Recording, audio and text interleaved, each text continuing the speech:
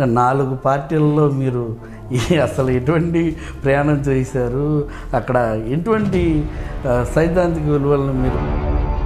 చాలా నేర్చుకున్నానండి, చాలా నేర్చుకున్నాను. ఎందుకంటే రకరకాల సిద్ధాంతాలు. సర్వజన హితాయ సర్వజన సుఖాయ.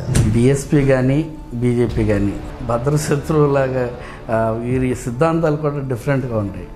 అసలు ఆ 2 పార్టీల్లో కూడా ఇమిడిపోయినటువంటి మీరు,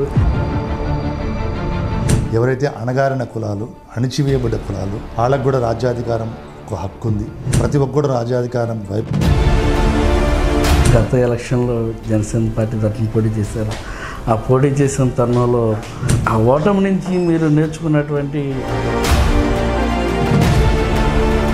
యుద్ధం చివరికంటా చేశామా, ఎన్ని ఓట్లు, ఒక సిద్ధాంతాన్ని ప్రజల మధ్య తీసుకెళ్ళి ఎంతవరకు ఇతను నిలబడగలడు, అన్ని కులాలు బాగుండాలి.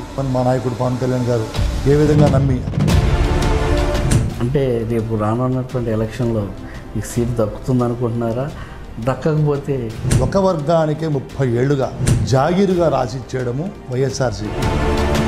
గద్దె దింపాలి ఈ యొక్క ఆర్థిక ఉగ్రవాదిని, ఈ యొక్క అరాచకవాదిని, ఈ యొక్క ఫ్యాక్షనిస్ట్ని, ఈ పాలెగాళ్ల పెత్తందారిని. కడప జిల్లాలో జనసేన పార్టీ అసలు లేనే లేదు.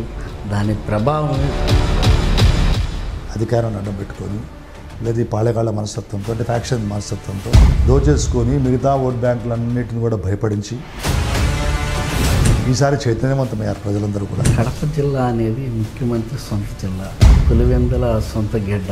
ఎటువంటి పరిస్థితుల్లో ఎవరికీ భయపడే ప్రశ్న లేదు. నేను 20 ఏళ్లుగా వీళ్ళందరితో నేను పోరాడుతున్నాను. కడప సీటు కనుక మీకు ఇస్తే టీడీపీ మీకు పూర్తిగా సహకరిస్తుంది అనుకోవాలా?